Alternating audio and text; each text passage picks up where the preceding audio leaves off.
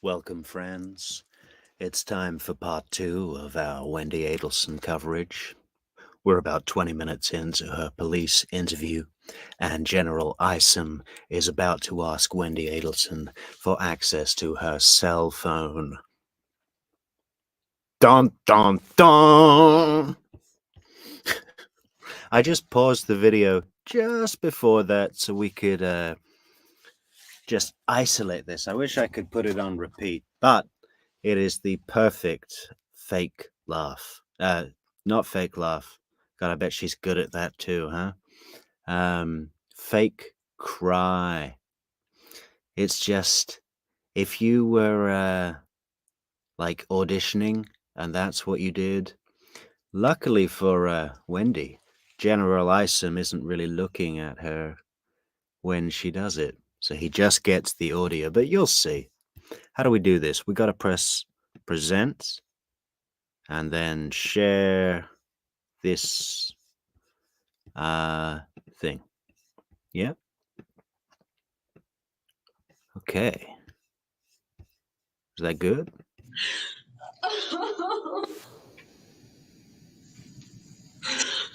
Okay.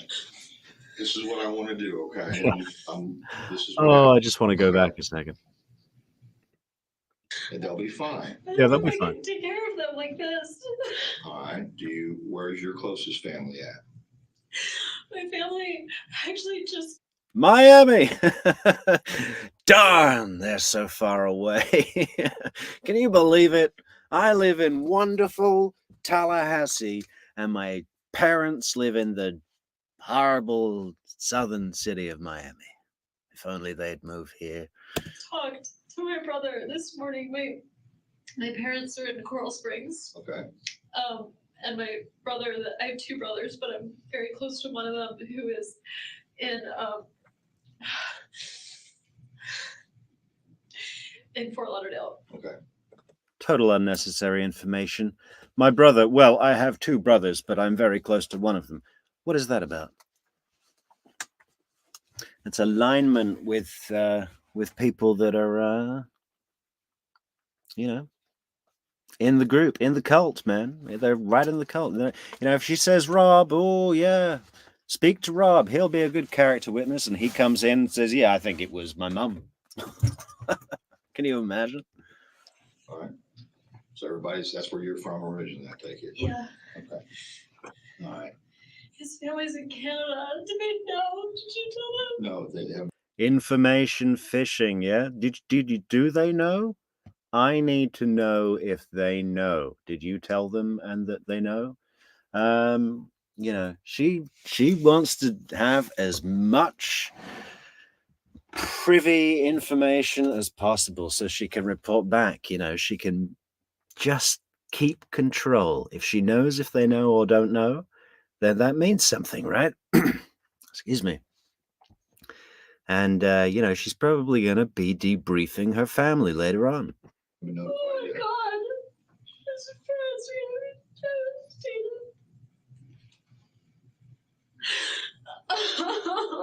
devastated. There it is. Okay. This is what I want to do, okay? This is what happened, okay? Daniel's been shot, okay? And we have to find out why and who did this. Can you help with that? I will try. Okay. What I want to do right now to try to expedite things. I wish I could see if she's actually making eye contact. I guess she's sort of looking down into space, like maybe at the crack under the door. Okay, but I need your permission. I want to take your cell phone and download all the information out of it. Sure. Do you have a problem with that? No. Gosh, of course, she didn't even need to think about that. Why would I have a problem with that? I've been planning this for 2 years and have therefore used my phone in a way that, establishes a pattern. And the pattern is I delete every message I get. It's a to-do list. Nothing funny there. Okay.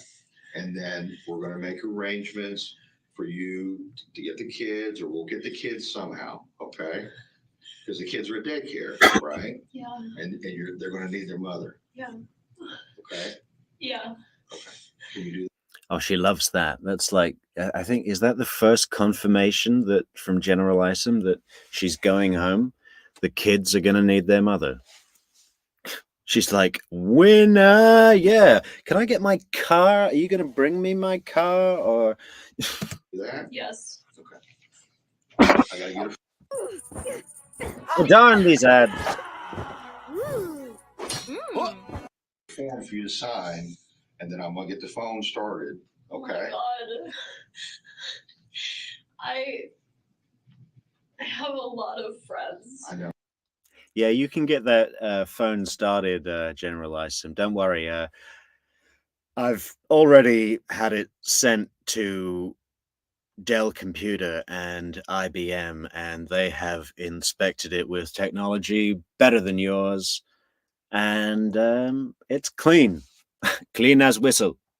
How do you know that? Well, you had two of them up there for a last minute lunch date, right? Last minute. Well, I mean, you went up there, you're sitting with them, you have friends. I do. What I meant by it is that Danny didn't treat me very well, and I'm Okay. so scared that maybe someone did this. Not because they hate Danny, but because they thought this was good somehow. Oh, are you saying that you think maybe This is her own play, right? Why would the family include this element in? Well, okay. Jeffrey Lacasse was part of the play for sure. By the family, they were all in the know that he was gonna take it down. He was gonna get taken down, take a fall. But she's widening the pool, you know? She's like, yes, somebody, I have a lot of friends, and, you know, I talk about my divorce. maybe one of your friends would have done something Who like would this? do this? I don't know. That's why you're here, and that's why we're talking. I'm amazed, you know. I really think General Isom kicks himself and gets teased in the office, you know. Oh my God, he must be so gutted that he has to watch this. I bet they play it every year on Christmas.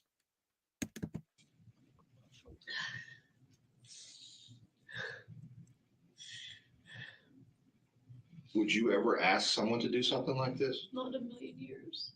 Okay. Week. Do you think someone would do this for your benefit without asking? You see, way more emphatic in the courtroom. That would have been absolutely not. I guess 10 years has really brought out the emphaticism, whatever, in her, you know. Not in a million years. Absolutely not. You know what I'm talking about. No. What good does it serve? I made my brother, the one, his name's Charlie, the one I'm really close to, he makes a lot of jokes in bad taste, and it was a joke he made. He bought the TV for me this morning that got broken, and I was talking to him about whether it made sense to pay to fix it or whether I should get a new one. Okay. And this is just too tidily worded not to be scripted. She's thought about this and she's thought, I need an insurance policy. My insurance policy is why on God's green earth would I bring that up if I knew? Of course, the answer is just in case this happened. I hope the jury gets that. Look forward to it, Wendy. And it was always this joke that, like, he knew Danny treated me badly, and it was always this joke. He said, I looked into hiring a hitman, and it was cheaper to get you this TV, so instead I got you this TV. I mean, he would never. he's my big brother, and he's been taking care of me since I was little, but he would never. And I told that to the repair guy this morning. Right. That's okay. He asked me how much it cost, and I said I didn't know because it was a gift, because my brother said it was cheaper than a hitman. It was my divorce present. Okay. Such a horrible thing to say. I'm so sorry. That's okay. But even my family, who felt like I had been mistreated, would never do something like this. Never. Well, you guys have been divorced for over a year. Has there been any type of abuse in that time? Even my family, even my evil Disney villain, mafia, fantasy family wouldn't do this. Even the ones that think they're completely above the rest of society and that no law, moral or legal, applies to them, even those guys who would look like the most likely, even them wouldn't have done this in a million years. Like, at all. Ever. Chris Watts. Of him towards me? Yeah. No. It's he's litigious, and we have an ongoing case because the house, it shouldn't be in my name anymore, but when we settled the case of our divorce, he said, one of the agreements the court said was, Danny wanted to stay in the house. They said, you can have the house, but you need to pay her half of the amount of what the house is worth. And he agreed to it, and then months passed, and he just never paid me. Okay. And so we have ongoing litigation, where I filed a motion in the court to have him pay me what he said he would, and Yeah, just your standard run-of-the-mill ongoing litigation, between two law professors. Yeah, with a team of high price tag attorneys each. Yeah, even just your run-of-the-mill extended period of litigation. filed a counter motion for sanctions against my attorney because he thought that she did something wrong, which she didn't. But so Yeah, she didn't do anything wrong. It was me that was doing something wrong. I love the bit where she says, yeah, my attorney said that because Danny had filed a motion against me, I have to withdraw from the case. Wow, can you imagine if that happened every time there was a legal dispute between parties? Nothing would get done. So, I mean, she withdrew from the case and was going to serve as a witness. I mean, she's not going to lash out at him for it. She's not going to lash out.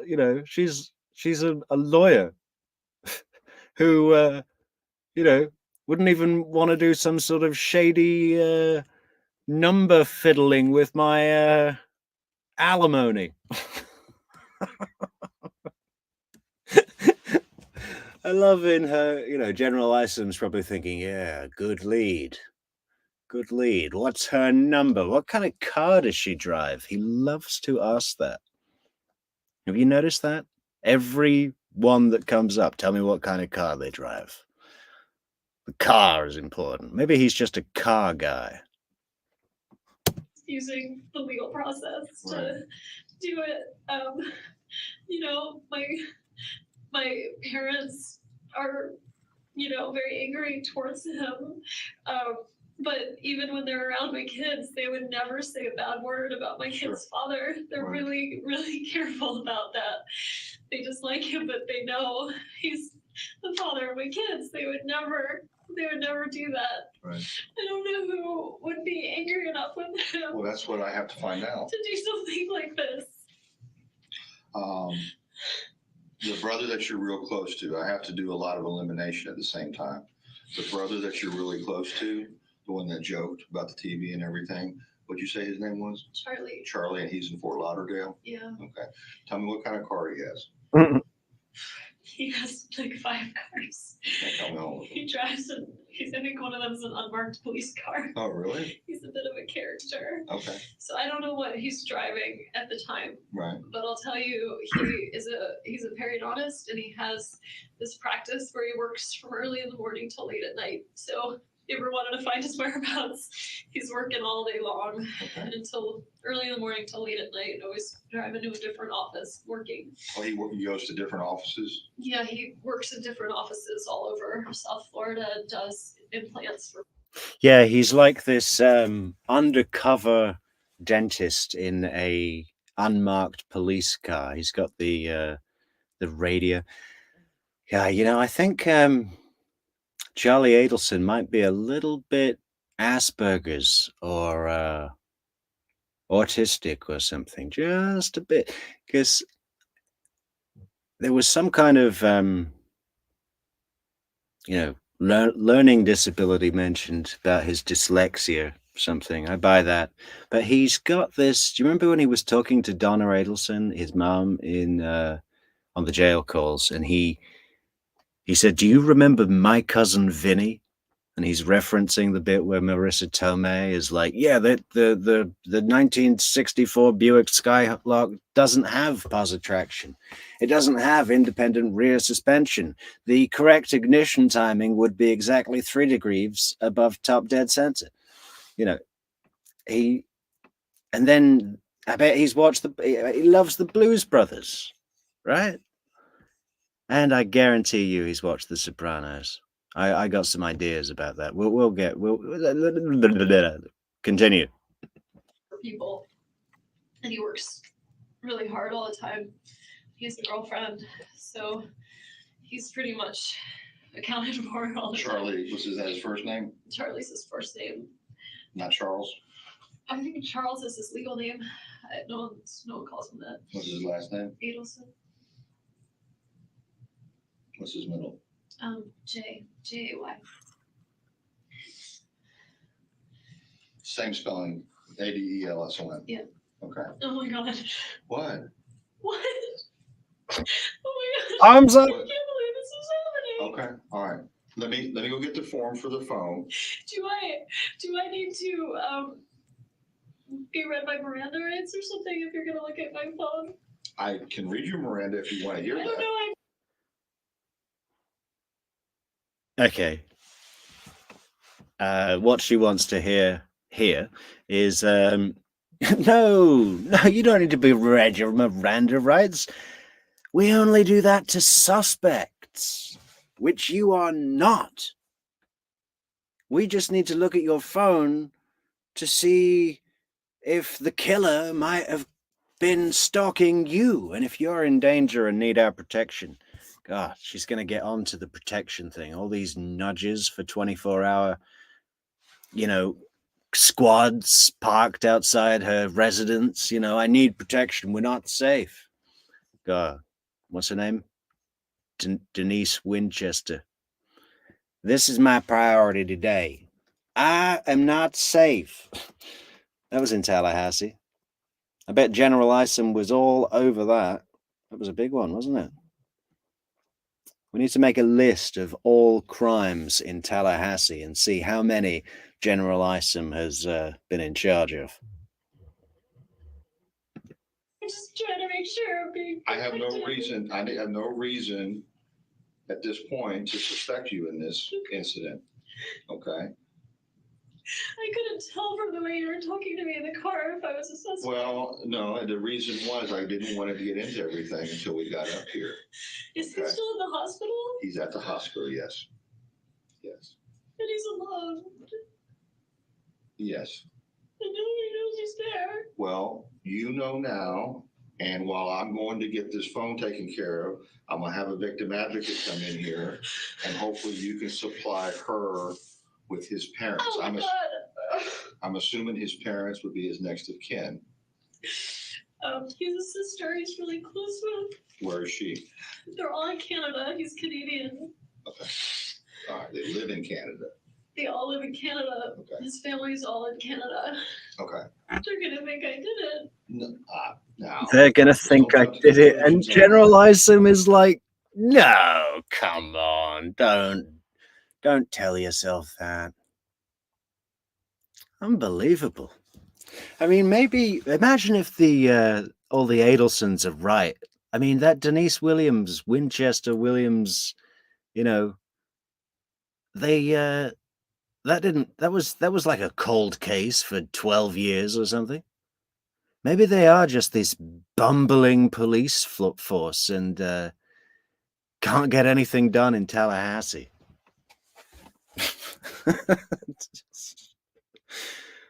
The criminal walks into the interrogation room, is sitting in front of you, and you're sat there going, don't tell yourself that the parents are going to suspect you. Oh my God, I can't believe this is happening. All right, let me go get the form for the phone, okay? That's real. She can't believe this is happening. You know, the adrenaline. Can you imagine? I mean, maybe it's these sorts of people don't have the same, I think she might be an alien, a literal from another planet, doesn't breathe the same way as human beings, doesn't have whatever the chemical reaction, hormones and adrenaline and all of that. I was thinking last night, she is, especially when she's on the stand and she's doing this hypnotic, like baby doll, fembot thing. I was thinking that kind of individual was the kind of individual that would have inspired some of the mythology from ancient Greece, Medusa and all those sorts of and pretty much all those mythologies were to describe the indescribable, like the sense, to depict what your instinct is feeling, or your well, we'll get back to the mythology, but it's interesting, and people have called her a goddess. There's something going on, right?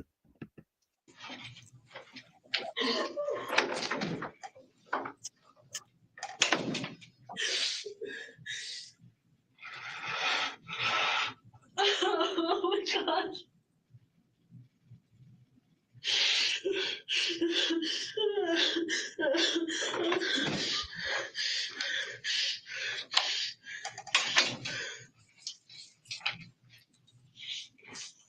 Sorry, you okay? Yeah. No. I meant to like. That's fine. Our last interaction wasn't nice. What are you talking about? Personal? Yeah, I'm just looking here. I didn't want to take the boys this afternoon. I had wanted to have them. And I talked over with my brother and realized, My last reaction. your dad wants to take them swimming. It's not worth getting upset over.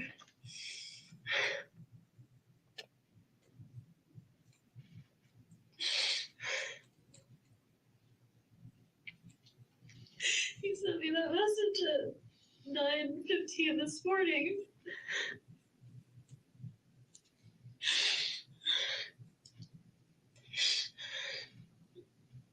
You were telling me before when we were riding up here that the agreement was that you're all going to have some type of phone call at 11:15 this morning. Is that correct? Well, not exactly. Just that we needed to have the talk at some point before we have to decide before Monday of what to do about his school, where Ben's going to go to school. And he said, "I'm going to be done." I thought it was 11:15, but when we listened to the message, it was 10:30.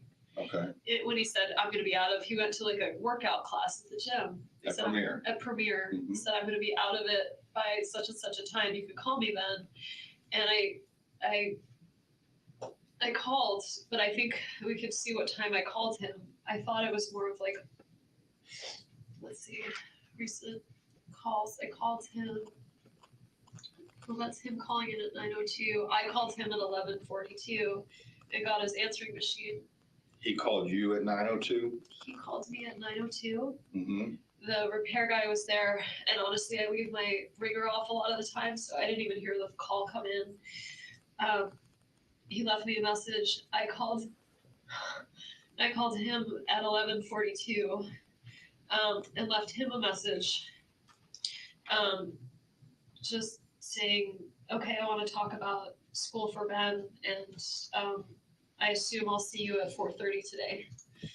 See, I assume that I'll see you at 4:30 today because I'm assuming that you won't be shot in the face. And we'll be meeting at 4:30 to discuss what's happening with the boys. Because I'm not happy with some of your decision making, Dan. Sorry, Professor Markel. So it obviously couldn't have been me, and I had no knowledge. When I figured he's going to take the kids swimming, Right.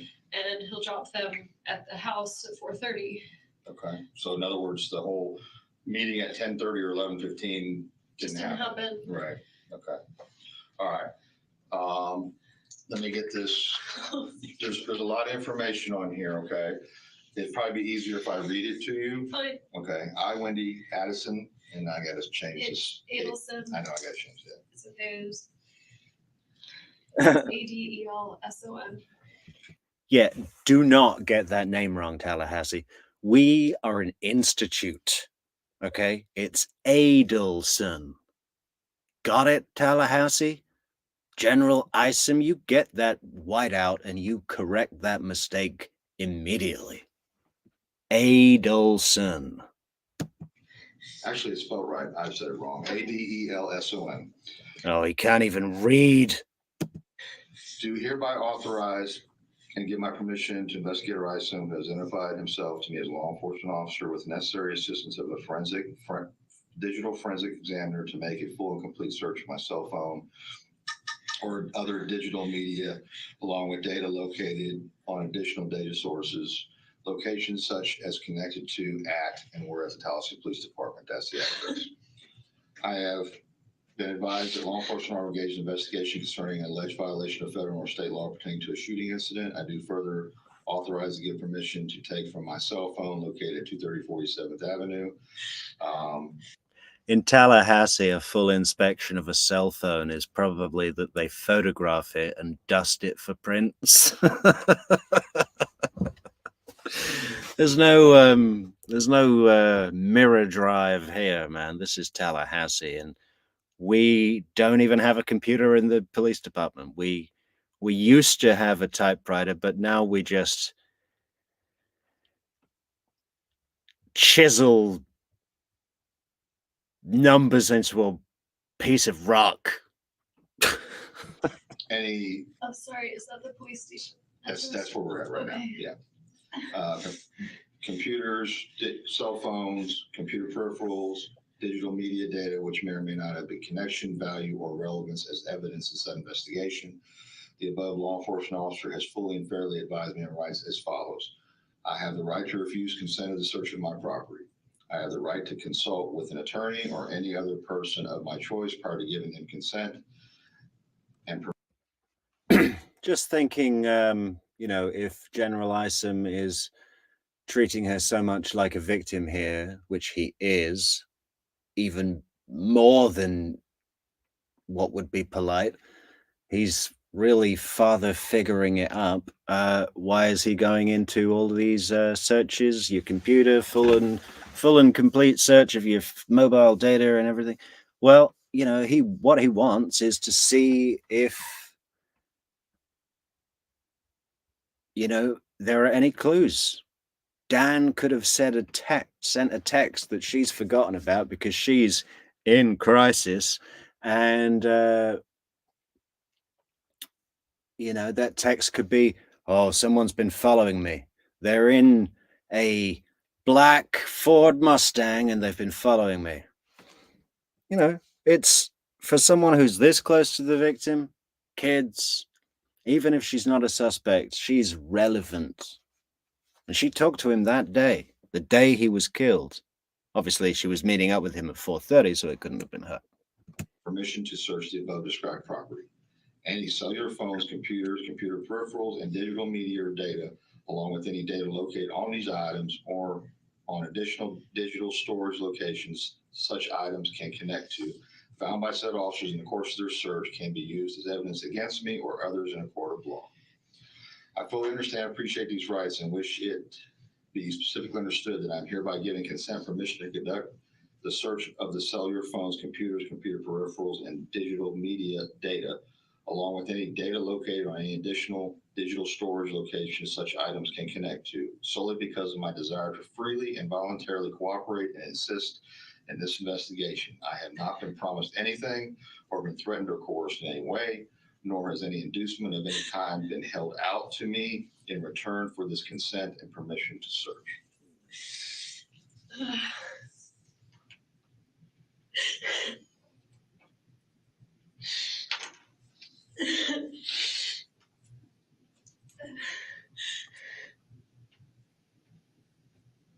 Okay, can I have your phone now? Yeah. Just closing off there a bit now, isn't she? She's just buying a little bit of time. I don't think she's really processing much. She's just closed off because she knows he's going to give her some space. Stupid question, but are you gonna give it back? Yes, yes, yes. I feel like I need to help No, my you're gonna family. What's going on? No, you're going to get it back. More, I'm not a suspect confirmation, you know. Am I going to get my phone back like today when I leave and pick up my kids? And when is my car getting here, guys? The airport is waiting. It's just I'm trying to expedite this now so I can get it back to you soon. I understand. Be right back.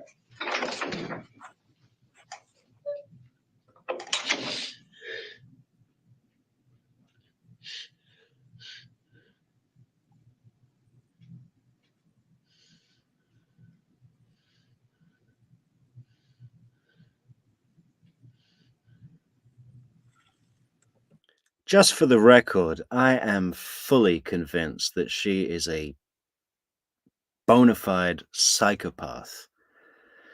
I don't know if I'm qualified. Well, I'm certainly not qualified to make that diagnosis, but sometimes you don't need a weatherman to know which way the wind blows. You know, it's like, just look at her. I mean, you think about someone like Jodi Arias, right?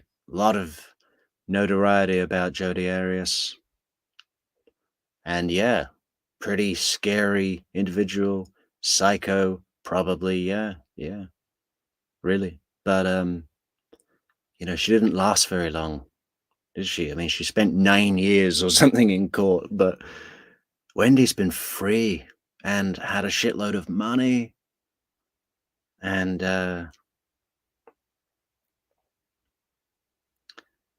just incredible.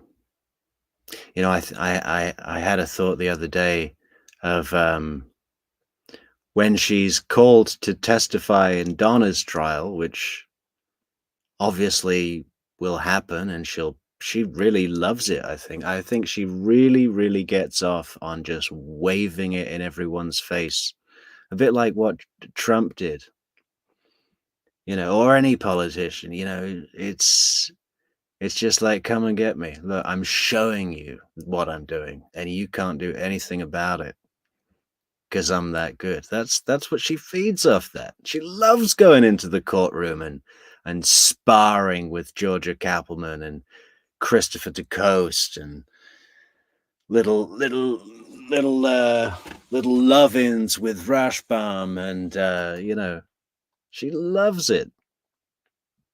And yeah, I know I had this thought that when she gets called in to testify at Donna's trial, that's when the FBI storm the courtroom and cuff her while she's on the stand. But just before they do, she stands up in the witness box, turns into an owl, and flies up high through a tall, high window in the courtroom or something. You know, like just vanishes as an owl. Wouldn't that be like amazing?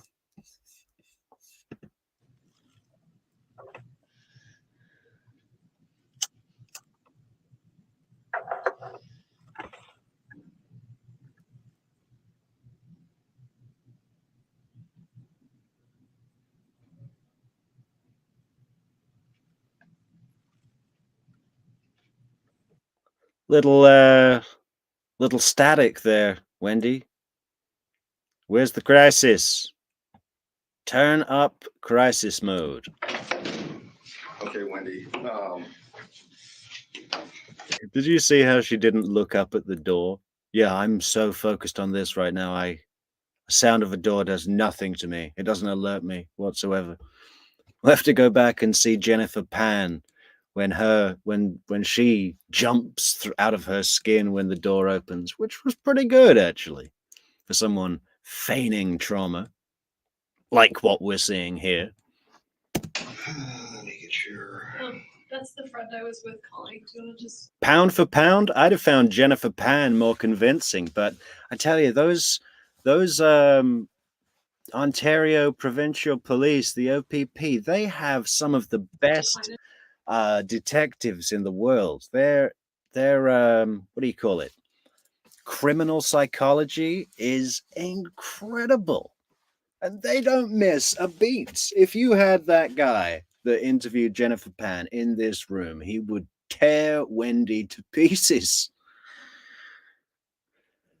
I'd love to know what Jim Smith from the Russell Williams interrogation would make of Wendi Adelson.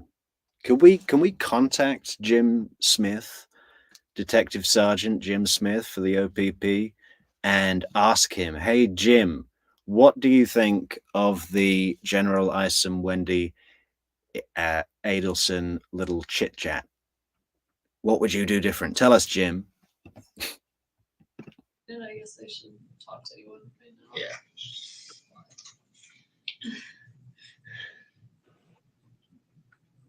Is there someone I can talk to about what to tell my kids? Yes, well, we're going to get to that. Give me your phone number on this phone again.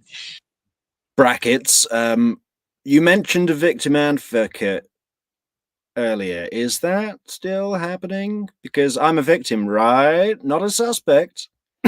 Now we're going over to those guys in Utah, Ogden, Utah. What's his name? That shot the guy sleeping in the park, the vagrant. Oh, I forget his name right now. It'll come back to me. 954-803-0079.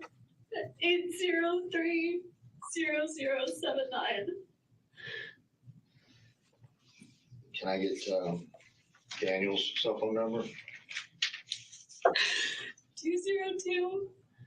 General Isom, we call him Danny or Jibbers, okay? Daniel is Daniel Sack. And we call him Daniel Sack for a reason. 276-8200. 202-276-8200. General Isom just passed the Tallahassee Police Department exam. He repeated 6 numbers.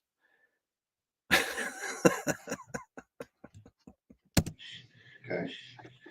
Do you know his passcode to unlock his phone? I don't. You don't know it?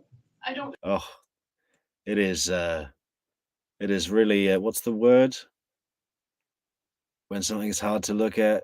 Oh, I don't know. When she's talking about this later with her kids and she's laughing, going, Ava has a passcode. What's it? Ava has an iPad. What's his code? Oh, she's doing this sort of giddy thing with her friend and the victim advocate. It's just revolting. It's sick. I mean, we'll get to it. We're only like 36 minutes in here. It's 5 hours long, for God's sakes.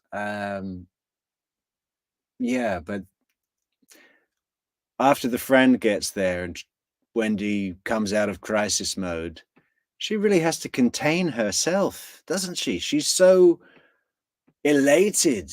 She's just radiating with victory and joy of how well this is going, and that she's going to be on the plane to Miami, and she can probably even get the cops to tell her to go to Miami, that she's not safe in Tallahassee, and can she get out of town?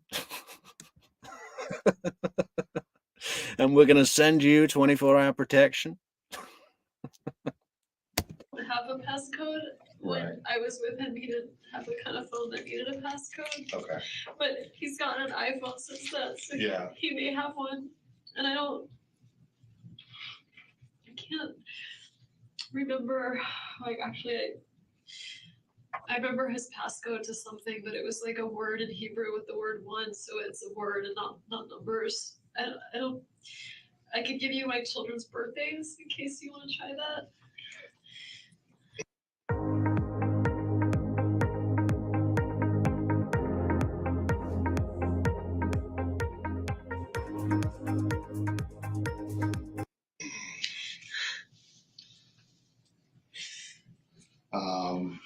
I really have no idea what it would be. Okay, let's go ahead with the children's birthdays. So Ben is 7/29, so it could be like 0729. What year? 2009. Lincoln is 10/13, 2010. They're 14 months apart. 10/13 of 10? Yeah.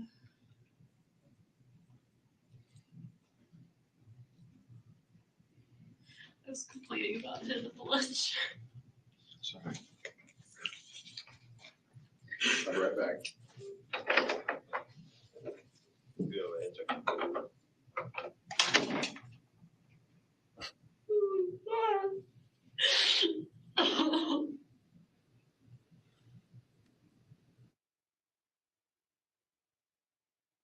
Again, would you be...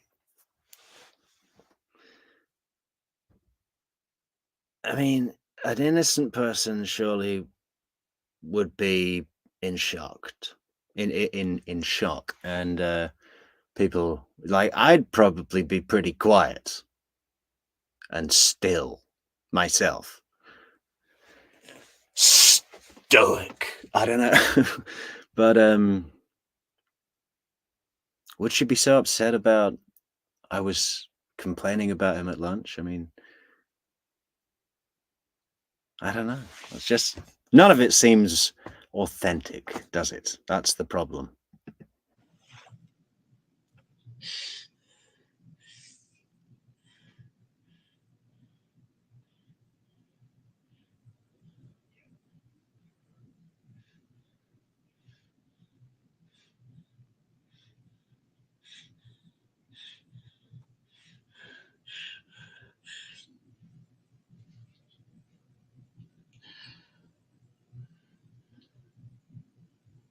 What is going on?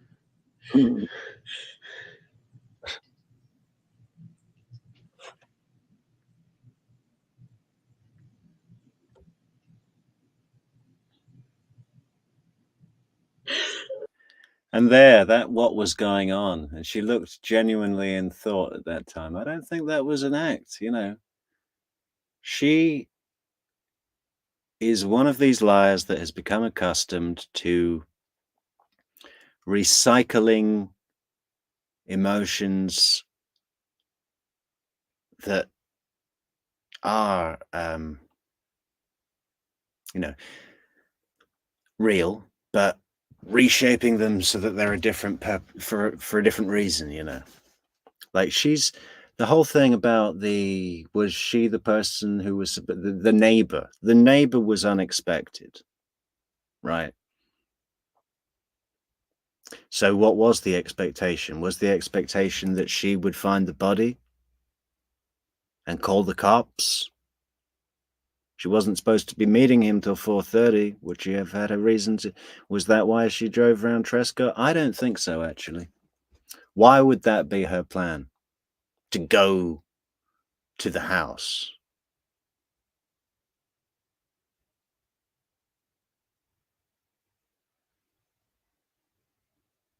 Just seems like if she was the one that called the cops and was there at the scene and no one had been around to hear a gunshot that happened an hour ago, and they didn't know when he'd been shot, she'd have been in cuffs, posing in the restaurant with two friends, psychologist friends, not in cuffs.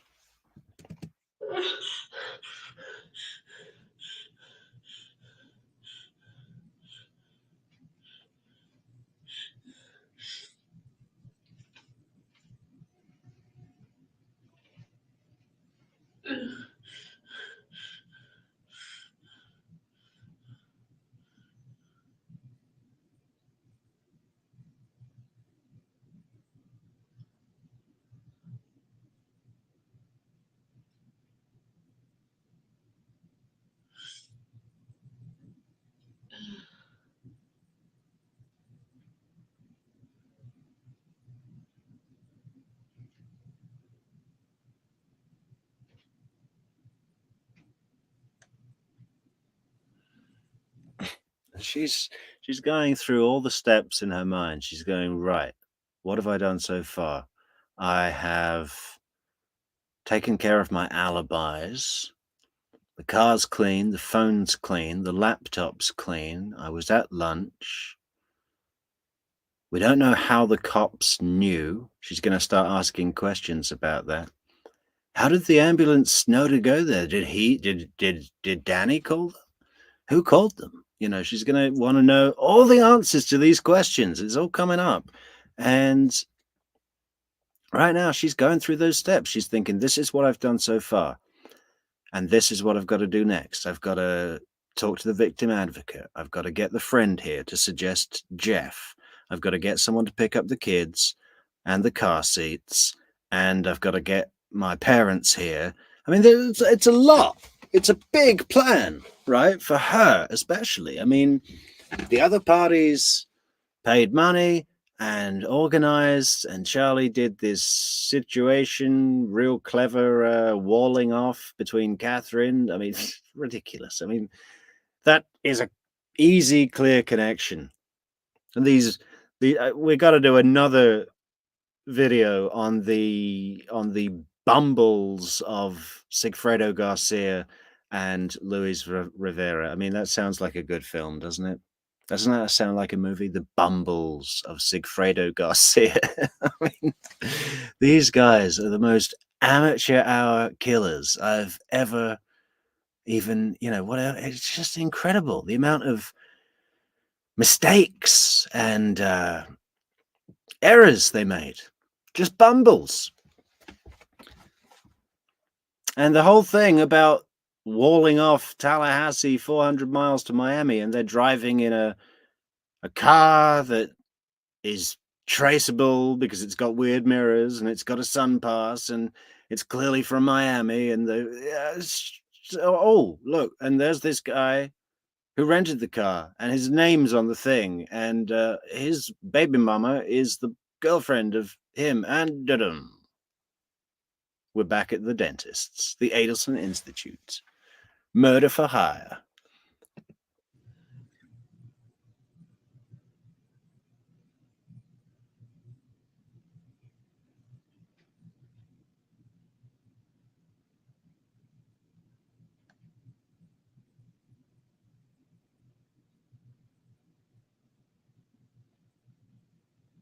Oh, I don't know how much of that I can take. Come on. Give me a victim advocate.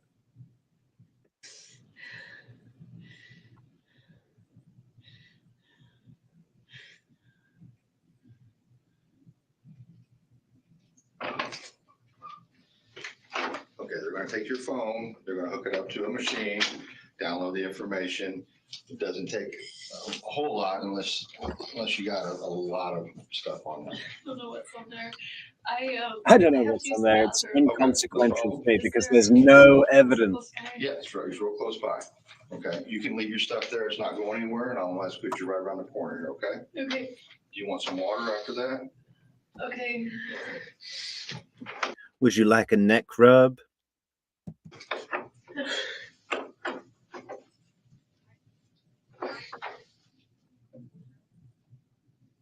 Okay, Can't leave. not yet.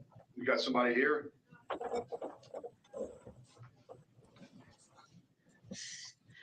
Seriously? Okay, I'll hold it. I'm sorry. It's okay. We just have to eliminate everything, okay? You know what she's saying, right? Assuming I'm a suspect. I can't No, do you're it. not a suspect. I don't consider you a suspect. I asked you to come up here. You came up here voluntarily. I'm not Reggie Miranda. You are not under arrest. You are the closest thing to family that I have to Daniel right now, okay? You are. I'm so sad for. Just listen to him. It's like he's picking up his 6-year-old granddaughter who scraped her knee in the play yard.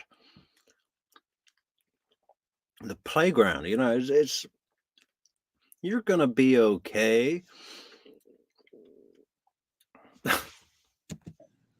I can, So, I was thinking about something else. He told me that he comes. We have week on, week off, but on Wednesdays we do an overnight. right.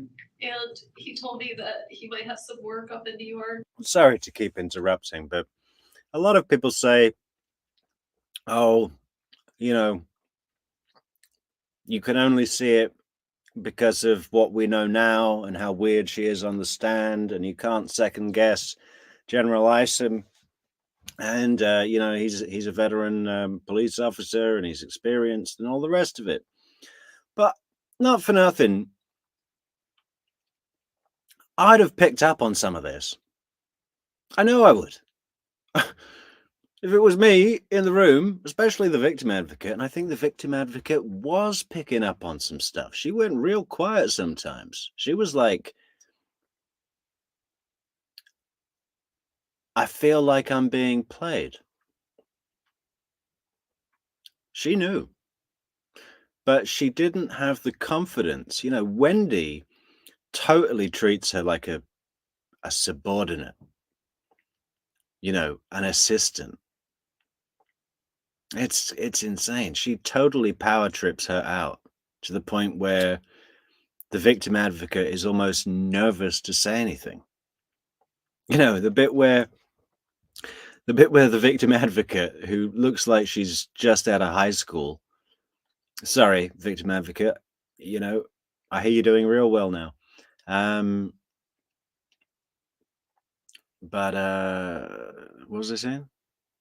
Yeah, she offers Wendy some advice, and she's like, this is what I always tell people. You can control your actions, but you can't control someone else's actions. And you can see the thought in Wendy's brain just go, oh my God, okay. Is this who they've sent to deal with me? Well, okay. Why don't you go and keep my car seat warm, little girl? Okay. That's probably the best use. The warmth coming off your buttocks to maintain a comfortable temperature on my minivan driver's seat. Okay, because if that's And he might not be back in time for the Wednesday overnight. So there's no way that he did this because he had all kinds of plans like for next week that So were you're saying he would not hurt himself? no, Okay, all right. it wasn't him. Okay.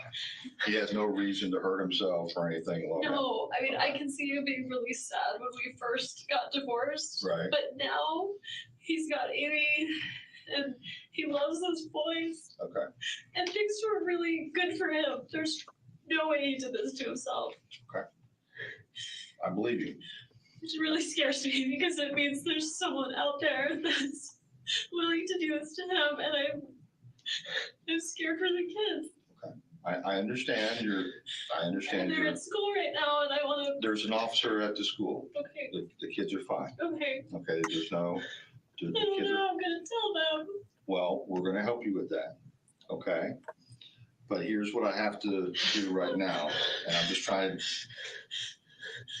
I want to get this down, Pat. I know you don't have your phone to refer to. Okay. But that's okay. You'll have all that information. Right, because I'll check that against what you tell me. Okay. Your last phone conversation, okay, your last personal contact, in other words, in person with. That was a little bit nervy, wasn't it, General Isom? Because I'll check that against what you tell me. A little bit of scrutiny there, Wendy. What happened to victim advocate? Daniel was when? He goes by Danny. Danny, okay. No one calls him Daniel. Yes, I don't know him, so I'm sorry. I'm just telling you so that it just feels really impersonal. My last face-to-face contact with him. Wow.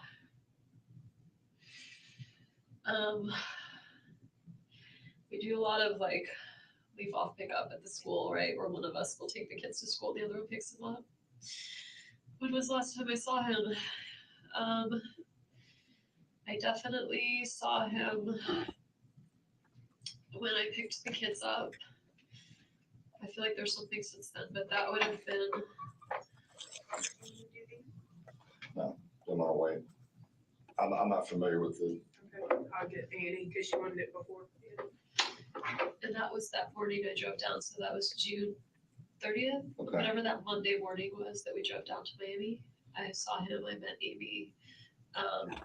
Then we did a lot of Skype, like we'd Skype every day while I was gone. But that's not in person. I came back with my parents. We drove back all together. And then that Friday, which would have been last Friday, a week from today. So today's the 18th. It was Friday the 11th. That's my other brother's birthday. And I would have seen him, but I had been with the kids for like 12 days straight, and I was getting really sad at the idea of drop off of Danny coming to pick him up. And so my folks said, you know what, why don't you just, so at about 4:45, I just went over a friend's house. I didn't see him that day. And then he had the kids, and I got some sort of laryngitis, and I was alone all weekend. So that was Saturday, Sunday. And then this week, I missed the kids, so I visited them at school on Monday and Tuesday. They were staying with Danny? They were with Danny that whole time, but Danny and I had started on days when we really missed the kids. We'd go have like lunch with them or breakfast with them. So I went and had lunch with them or read them a story. I saw them Monday, I saw them Tuesday. Wednesday was my overnight. And so So when they really missed the kids, they would have lunch together. What is she saying? All together as like a foursome family? Because that's not what I remember. You know, what I remember is that they agreed to give each other right of first refusal, meaning if it were a Wendy day and she needed to do something, before she got a babysitter or a friend to watch, she'd offer it to Danny. And if he had time, he would, you know, have the right of first refusal. It doesn't seem like they were meeting up and having lunch as a family. Kind of hard to believe. Kind of looks like she's trying to indicate that they were that things were, what did she say? Copacetic. I've never heard that word before or since. Copacetic? Okay. We need to look that up as well. so that was Wednesday, and then he had them Thursday was yesterday. Yeah. So that was the last time I had face-to-face contact with him. Was June 30th. June 30th, okay. And then yesterday, y'all were conversing on text about this phone call or about this discussion for Ben. On email, I think, Okay. about, we'd both spoken with an administrator at the school. And so yesterday morning, I emailed him and said, I'd really love for him to go to this school. I think we should accept it. Here's why. And then I asked him a second question about Ben's birthday coming up because I didn't have Ben on his birthday. He wanted this Lego thing, and I wanted to make sure that no one else got it for him. So I asked him if he was going to do a party for Ben, so I knew ahead of time whether people would be bringing presents or whatever, and so I knew whether he would have gotten it from someone else or whether. I'd love some information on this school issue. Does anyone know the which school it was or what style of school it was? Because as far as I remember from all the bits and pieces that have come out through various different times and whatever over this 10-year case, this was another point of contention. Wendy was insisting that they went to a certain school, and Professor Markel didn't want them to. So what was the deal there? Was it in Miami? I should buy it for him. And he wrote back and said, when your voice feels better, let's talk. Because my throat was really hurting. He said, let's talk. We need to work this out for Monday. And I sent him an email. You'll see it sometime this morning while I was home working on my paper that said, okay, I'm ready to talk whenever you are. I don't know what time I sent it, but if I called him at 11:40, it was either before I called him because I thought normally he would have called. Okay. Like when he said I'm done with the class at 10:30, and I had said, okay, let's I guess he never got that email, huh? talk, and then sent him a call or an email. Like I thought it was weird I hadn't heard from him, but I just thought like, oh, maybe he's busy with something or showering. Or... But he told Oh, I just thought maybe a tree fell down because of an electrical storm, and he obviously didn't get the text. you at some point that he was going to premiere this morning. Yeah, no, that phone message says I'm going to premiere. I'll be out 10:15, 10:30. And so Again, that she does these double games where the stuff that exonerates her in her mind, and certainly in this interview, also serves. She was keeping tabs on him. She was like, okay, she was like I'm going to premiere at 10:30. Somehow she posed a question or said a sentence that indirectly said, what time are you going to be where, and so on, And then she was also on the phone with Charlie, right? For 17 minutes to say, TV can't be fixed. 17-minute conversation. There was some fucking code going on there about, so premiere at 10:30. So she would have been like, yeah, the TV guy said that it's going to be the premierium package is going to be about $10,030, which in, Adelson's world is a good price for a TV. They're usually about $5, right? When did, call me after that. when did you receive that phone message? Maybe after the repair guy left. So maybe at like, this morning, like Okay. at 11-ish or something. Okay. All right. So you're at your house with the repairman. He leaves. You go back to working on your papers. And then you leave your house around noon, drive down, Trescott's blocked. You turn around, you go back around on Benton, and then you go to There's a tree. Right.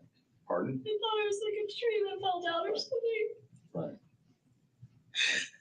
So I didn't even think like that's the house. I saw a few houses blocked off, and I just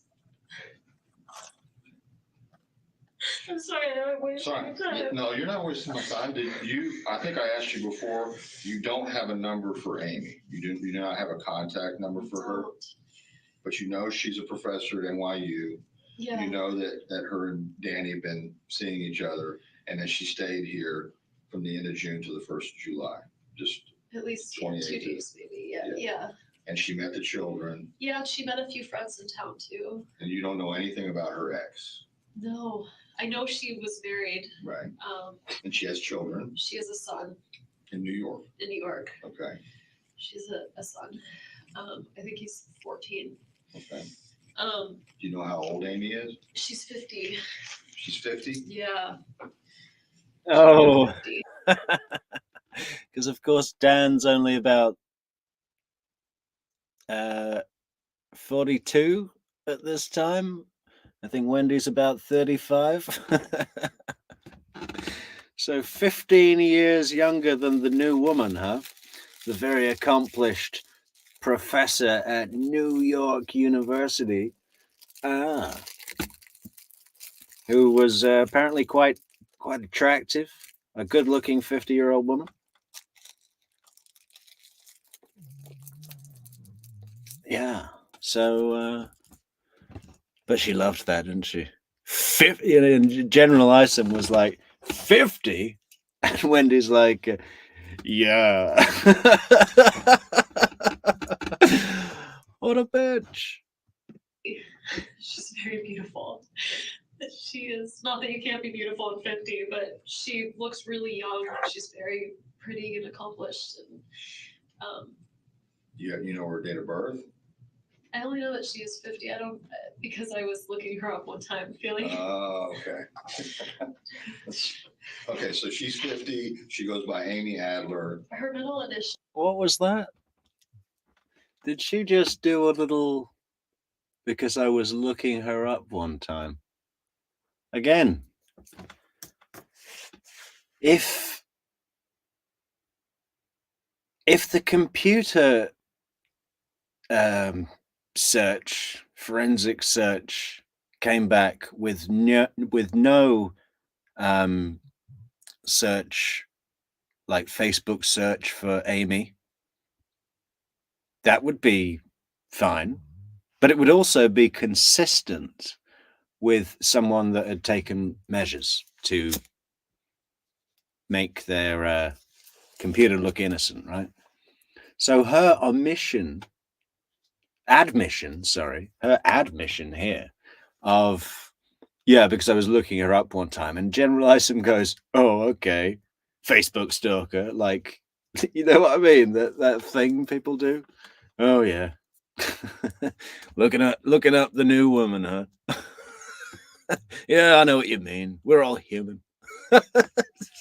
General Isom is just supporting everything to help Wendy walk out the door. It's so funny. Because I was looking her up one time, feeling. Oh my God. Okay, so she's 50. She goes by Amy Adler. Her middle initial is M. M. Okay. So that, like, if you looked her up, oh my God. M for murder.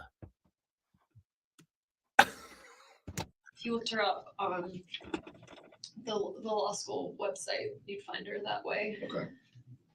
Her brother's famous. He's like a famous fashion designer. So I think they spend a lot of weekends like in the Hamptons, and she lives in the city. And Oh, that sounds nice, doesn't it? Weekends in the Hamptons. The brother's a famous fashion designer. She's a very accomplished 50, at 50, she's probably got tenure, right? I don't know what tenure is, but I've heard it's very good. And God, that really is hitting home for like the Adelsons, all their talking points.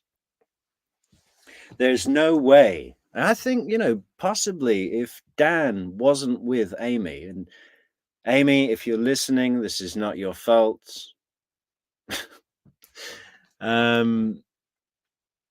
Possibly if it wasn't for Amy, it wouldn't have gone to murder. But for the Adelsons to have Dan exist and for people to ask, which would happen all the way through the boys' childhoods and even after then, right? Dan would be a part of the living tree of the family, of the Adelson family. So when it comes up how he's doing, and they say, well, Dan can't have the kids this weekend because he's going to the Hamptons with his accomplished tenure owning law professor at NYU and her famous fashion designer brother in the Hamptons. What are you doing in Coral Springs? Just sitting in with the kids, grandma pushing them on the swings. Wow. Living it up, grandma. Looks like, good life. Okay. Looks like a good life, doesn't it, Wendy? Not gonna let Dan have that good life. You leave him and he gets with someone better than you, more acclaimed than you, more well-known with you, from a better family. Possibly, if they're Hamptons, maybe old money family. Several generations of privilege. And you with your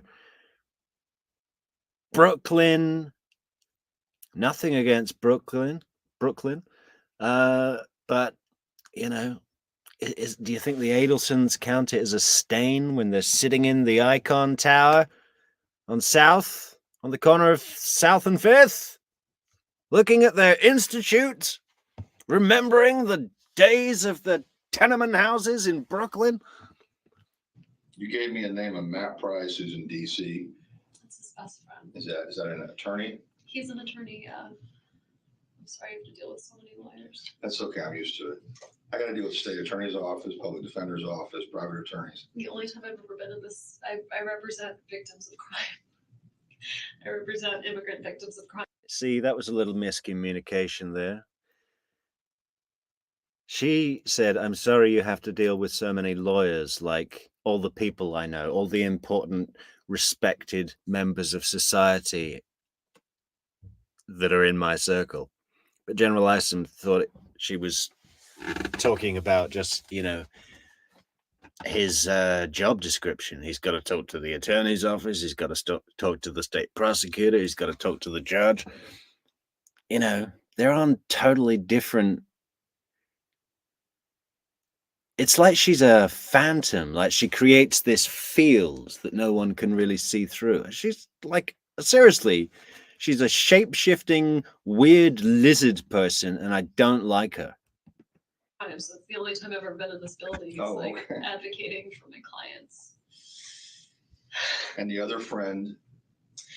The other friend is Josh Berman, also attorney. Yeah, I represent victims of violent crime, and it would have been so nice to represent Dan. He's in New York City.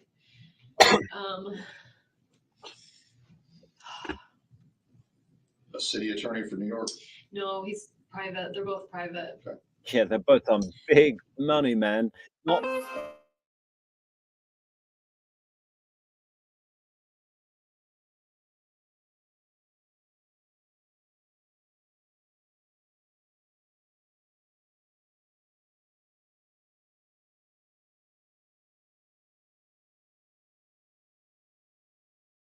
here in Tallahassee. Get that donut sugar off your shirt front right now.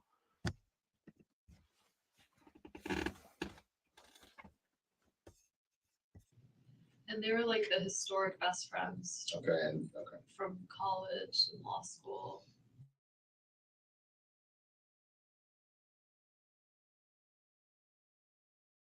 I know that he sleeps over at their house a lot with the kids. Okay. I don't know if it's because the kids really love to play together or because they're close, but they spend a lot of time together. I'm sure they're close. All right. Okay. Danny's pretty religious, so like he'd be connected with like rabbis and stuff in town too.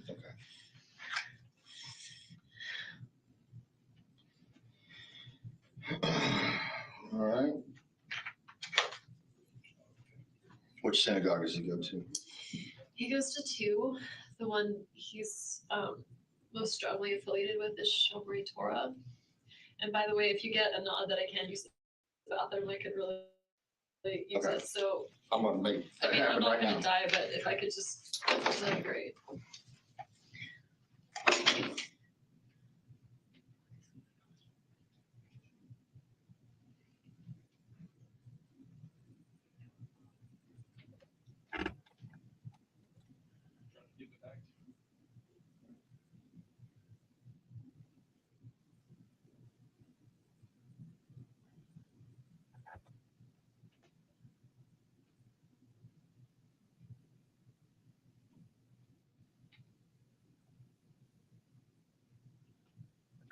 Can we bear the nail lady? I really hate that picture of her as well, you know, when she's doing her best to look completely disheveled, like she doesn't give a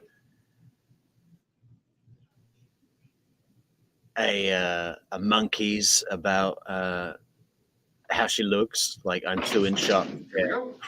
even though I really Hi. care. She gotta do, You she gotta come swap with your me? hands. Oh, First, I'm gonna have to do your hands. hi.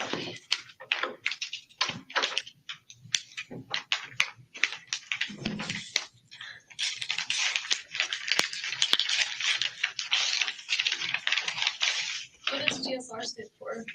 Totally different energy here, right? Okay. The woman. Now, this is just a technician, right? She probably doesn't have any background at all what's going on. She's been up in probably in a desk lab working away, and someone said, look, can you go down to interview room 6 because you need to go and swab hands for gunshot residue.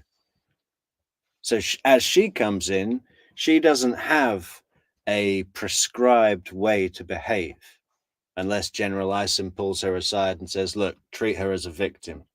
She's like a daughter to me, really. You know it. Shot residue. Residue? Residue. Okay. Okay, whatever. There's not going to be any gunshot.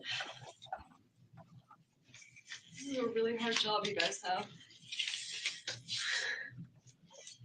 Totally. What is that? This is a really hard job you guys have. What? Talking to people like you? Well, I can sympathize. Yes. We hate that. What is she talking about? Just filler. I don't think she says the word whatnot in this interview at all, which is good for her. Kudos to her. But she does have her own fillers.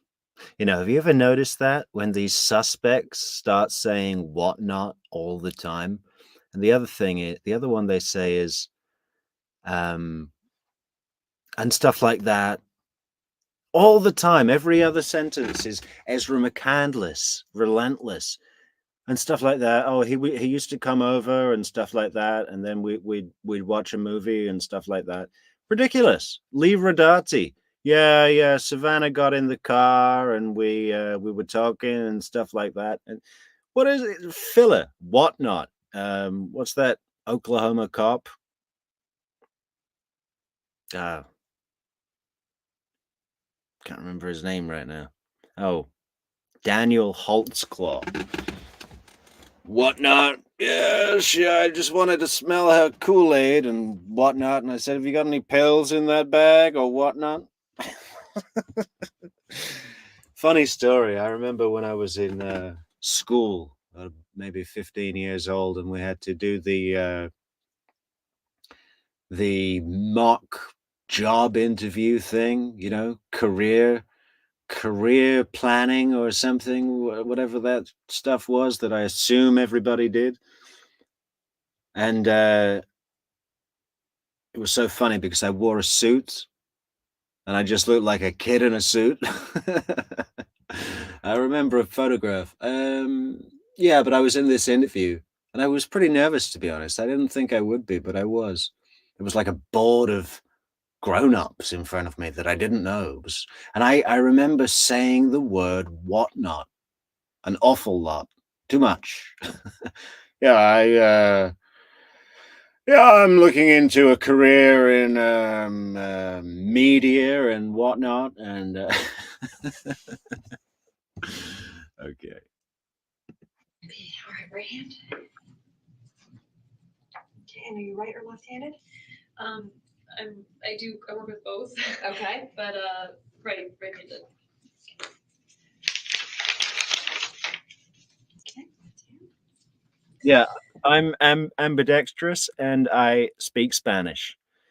I'm going to tell everybody that I speak Spanish at any opportunity. You know, that's basically what I'm about. You know what? I would love to hear her speak Spanish. I would love for a Spanish native to listen to her speak Spanish. Okay? Because I bet it's awful. Uno Biro Poro Favoro.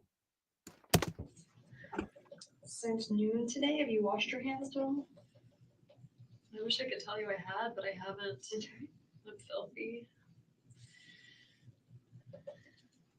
I'm filthy. Filthy rich. And a picture, correct? Yeah. Take a picture. I'm just gonna take a Picture of my hands. No, No, of you, just you just stand up, and then you can go to the bathroom.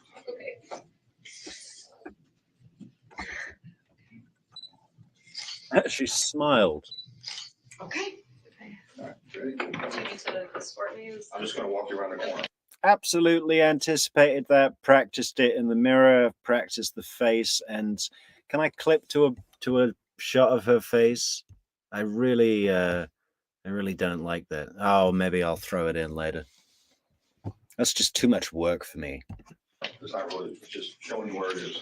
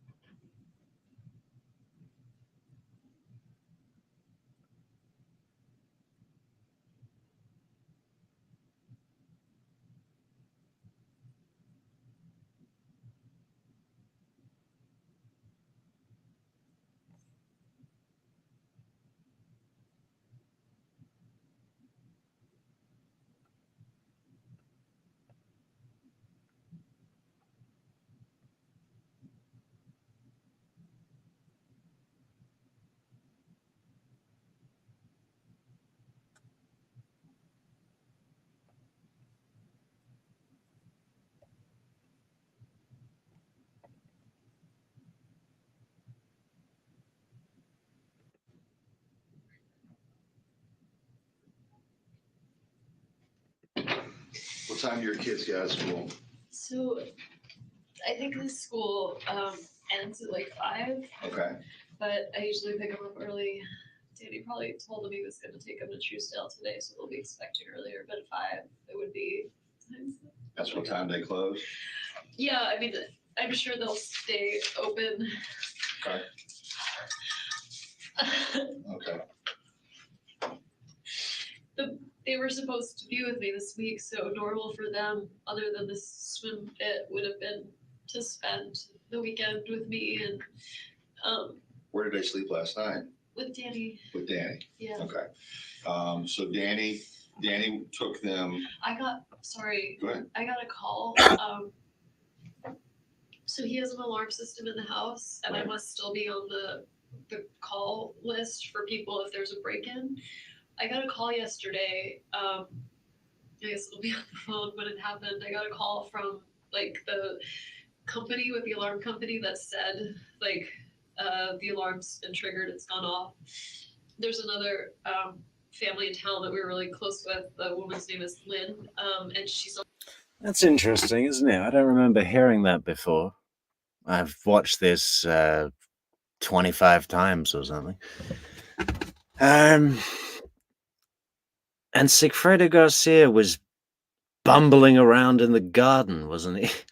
Like, I don't know, I can't remember which trip that was, but it's an interesting, it's a helpful thing for her to bring up. Maybe that was part of the plan. Like, make Sigfredo Garcia bumble around the garden and set off the alarm so I can report that to police and show how useful my phone can be. And then they'll be like, we love this phone. There's no incriminating evidence, and she's actually helping with the case. So we need to get her a first-class ticket to Miami right now. On the list too, so she got a call. I know this because I saw her yesterday evening. I went to a friend's art gallery thing, and she happened to be there. It's a small town, and she said, "Oh, I guess I got a call from Trescott," and Okay. I said, "Oh, I got the same call." I said, "But I just figured it was fine." So they called yesterday, and I don't remember what time it was. Maybe the morning, maybe the evening, but it happens sometimes every once in a while with weather, whenever the alarm gets triggered. So I didn't think anything of it, but I Right. wonder if there was like an attempted break-in yesterday. I don't know. I'll have to check into that. Do you know what the alarm company is? It's on my phone, right? The message Okay. that they left. Sure. I probably deleted it, but then I didn't delete my deleted messages. So if you look at deleted, you could find it. Okay. If not, I could probably figure it out, and Lynn could tell you. Okay. If you had to ask her. That was yesterday. It was yesterday. But no calls today. Mhm. Where did the children sleep the night before? Did they been staying with Danny right along? Yeah, except week on, week off, but with Wednesday overnights. So Wednesday night they were with me. When you say Wednesday, Oh, I hate the way she describes the custody arrangement. No, it's week on, week off, but with Wednesday overnight. So Wednesday night they were with me, but then we were switching weekends, but be doing a long weekend on holiday weekends. So it would be Friday to Sunday, and then from Saturday to Monday. It's just like, oh, I've heard people in my life explain things like this to me in this way, and I just have no idea what they're saying. You know what I mean? It's like, I heard nothing what you just said right now. Can you write it down, because I need a visual aid? overnight. It Wednesday. means like if it's a mommy week, then they're with you all week. Except Wednesday night they'd go to Danny. Okay. If it's a Danny week, Right. so they're Mommy week and a Danny week. with them all week. Except Wednesday night they came to me. All right. And then, so Wednesday night, That's the last time. I didn't tell you this, but I thought about it in the bathroom. I didn't have an interaction with him, but that's the last time I saw him was Wednesday. I picked up the kids and I was going to take them to Whole Foods. okay. And I saw Danny working on his computer in the window of the Whole Foods, and I took him to BurgerFi instead Oh, because This is stalker behavior, you know, and the way she's got this tell, right? She's got this tell where she laughs things off in this kind of like, could you believe that happened kind of way. I drive down Trescott to cope with the divorce. I thought, there must be a tree down. You know, oh, isn't that weird? I didn't think anything of it. I didn't think anything of it. Can you believe that? That's so weird. And then with this, it's like, oh, yeah, well, the last time I actually saw him, it was through the window watching him eat. So we went to BurgerFi instead, and I made sure to get a seat in a position where I could keep a clear line of sight directly to Professor Markel and watch him eat. he and I were, divorced, Right. and interactions with him were hard. And it was my one day with the kids, and I thought, well, if we go. Yeah, interactions with him are hard, but I'm smiling like Jack Nicholson's Joker over here. Jesus Christ, it's like one of those carved wooden masks from China or somewhere, you know, like with the ridiculously large smile. Scary. I mean, vicious. totally. I really don't think the world, the public, get the opportunity to see a human being like this very often. She is really an extreme case of dysfunction and devoid of all human emotion and feeling, and all of well, not just emotion and feeling, but all of the, she literally is a puppeteer, a machinist. It's just function to her. There's nothing beyond that. It's like a vacuum cleaner just sucking everything up. Bizarre. I mean, it's spooky and scary, but I think that's a really important thing and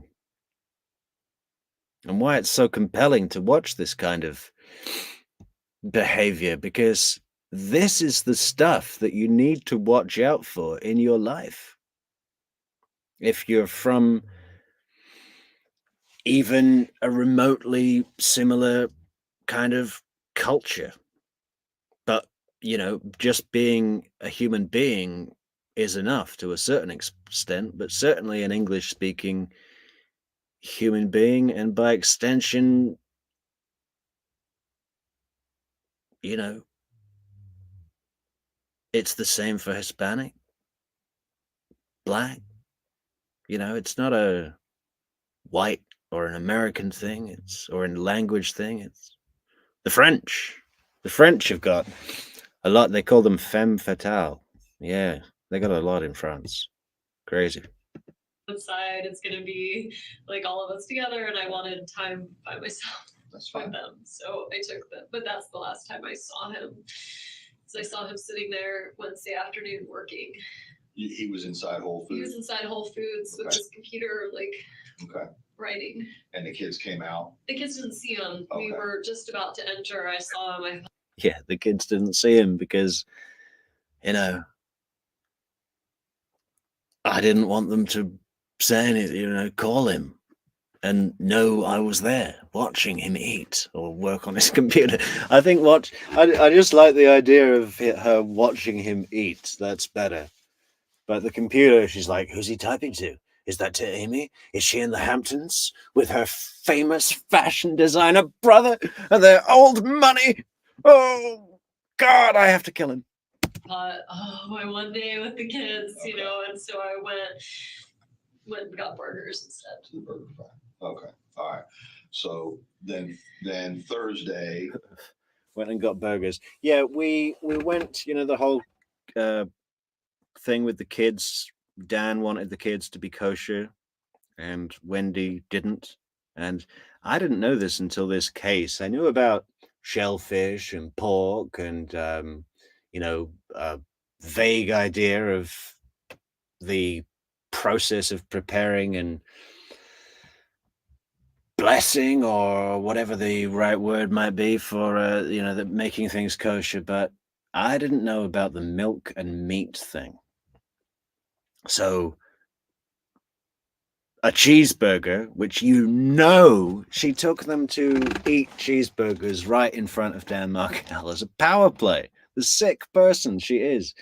But I didn't know this about kosher food. The reason that milk and meat is not permitted under kosher law is that milk is representative of life, as in a baby having milk, or baby cows having milk, or whatever, and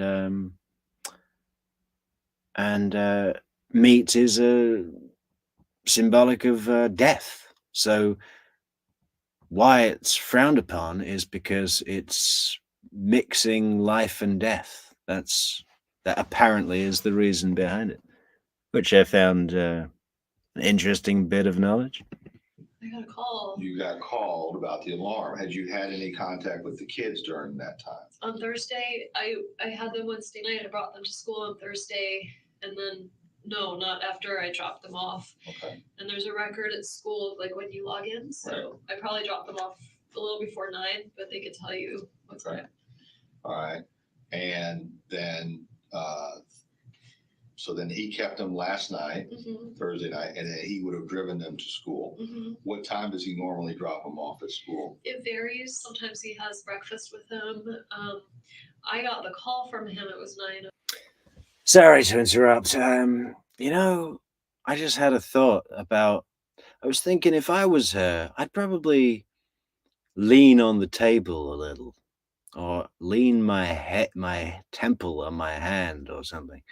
But she does this real frontal, full frontal body language, and it's to keep his attention, right?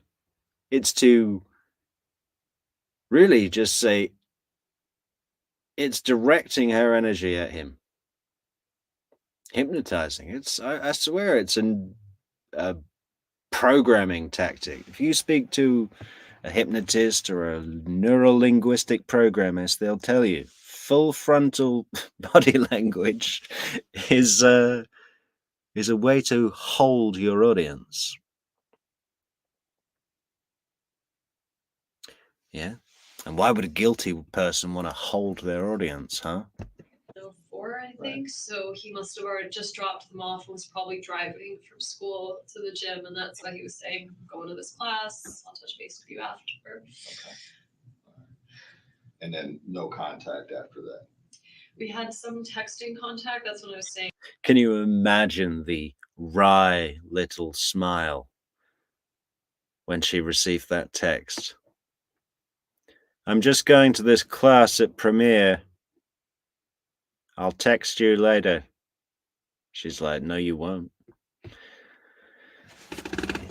Yeah, I'm going to go and get myself some bullet bourbon now. That my last contact wasn't very nice. I was saying, well, I wanted to pick them up at 3, and he was saying, well, you. Oh, and you know they toasted with that bullet bourbon, right? That was their way of celebrating. Yeah, not the celebration dinner. And they couldn't say, well done, guys, we did it, in case the cops have got polyphonics going on and the whole house is bugged. And, you know, they're going to say, well, I think we could all use a drink. And they're all going to look at the bullet bourbon label, aren't they? And they're going to look at each other and go, you know, just a little look. That's how they do things. They've developed this way of communicating that's become second nature to them, but they've all got confused. They've totally forgotten how other people talk. So Charlie on the stand saying, I was so personable, I was so likable. Everyone on Twitter was saying I was great. And Josh Dugan, who lived in Tallahassee with these morons for 4 years. Nobody knows Tallahassee like him. We rigged the jury and we didn't win. That just proves that it's Tallahassee. They were too stupid to listen to facts. Fucking Tallahassee. Are only allowed them after 4:30, and I was like, well, what about last week? I picked him up at 5, and he said I was just being nice, and I said, I guess nice was fun while it lasted. Okay. That's okay. All right. His parents, his family, do you have contacts with them in your phone? I have contact. Another little self-pat on the back that waves in the face of the investigation. I guess it was nice while it lasted, bullet in the brain. Really? You know, you just know that she gets sick pleasure out of this. It's like a sardonic, what is the word? sadist, but it's not sexual, it's murder. Crazy. For at least one of them. Okay. I think I'd been recently deleting them just because they don't call me. But at least one of them, I can tell you, like, I don't know whether it's his dad's name. His parents are actually recently divorced. Okay. We'll get the phone. We'll get the phone back. You can supply. Oh, really? They're not 40 plus years in and really in love like your parents? Well-adjusted family girl? Give me a break. Those numbers. Okay. All right, and then we'll attempt to contact them. Oh my God. Find out where they're at least in Canada. It's just the worst thing you could have happen. Now I gotta ask you something. Okay. Yeah. Do you own a gun? No. Have you ever owned a gun? Have you ever? What? Why are you asking me that? Victim over here. Remember? No gun. I don't have a gun. I don't know what a gun is. I don't know what bourbon is. I don't know why Trescott was blocked. It's the shortcut to Monroe. Not Monroe, Mosaic. I've been meaning to look up that Monroe thing because the cop, General Isom goes, Monroe? Oh, so many things. You know, what are we going to make a list? Look it up. Ever fired a gun? I think I went skeet shooting about 12 years ago. Okay. Nothing since then. Does Danny own a gun? Not that I know of, but maybe since I left. He didn't own a gun when I was with him. Never had a gun around. Yeah, maybe when I left, he got a gun. Probably would have been a good idea. Yeah. Just always had it on him. He had a concealed carry permit, a CCP. He was always at the range. Or No. did he ever talk about buying a gun or anything? He would talk about it, but he's a criminal law professor. Right. So sometimes he would talk about things just like Okay. to have a discussion about, like, Okay. should we have a gun in the home? Is it dangerous? Right. As far as I knew, there was no gun in the house. Okay. You don't know anybody that he owed money to? You don't know Just anyone? me. I know, besides you. Yeah, But that's me and my and big that was in a diamond court order. white I'm smile. It's, yeah, and we have Jesus, yeah, he owes me $1 million for every big shiny tooth in my face. That's how much he owes me. But, you know, even though my family are all Ming the Merciless, it wasn't us. Anyway, guys, we're going to pack it up for the night. And maybe have a little smoked turkey. What do you think about that, Soap? Should we have a little smoked turkey? Okay, we wish you all a very good night. And, you know, I had a good idea for the next series. I mean, this is probably going to be a 10-episode series. But I don't think anyone wants that. So maybe we'll cut it down to 9. But after that, I wanted to go through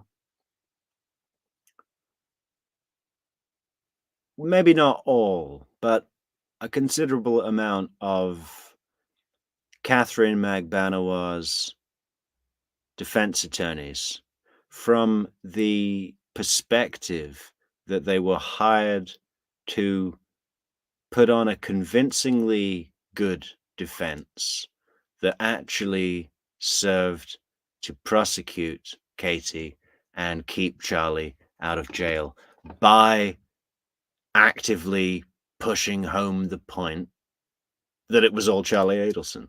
I mean, that's genius. I know that you probably didn't understand what I just said, but please rewind and listen to it again. Because it was gold, and when the series comes out, you won't know what hit you. So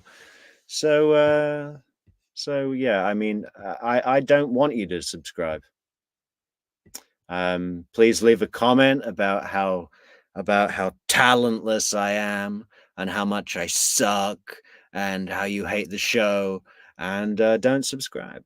Okay, but do come back and see the Jeffrey Lacasse. I want to do another one.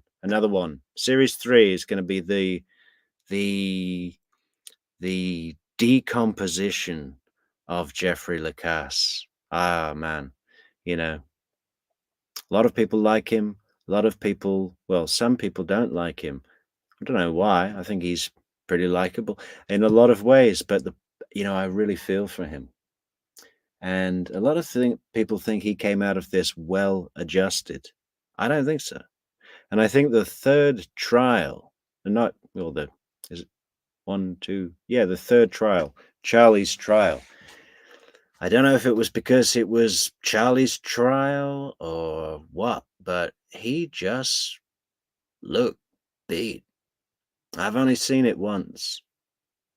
But I wanted to just maybe go over all 3 of his direct and cross examinations and see if we can see a pattern, a diminishing, a crumbling of a man before our very eyes, and also his awesome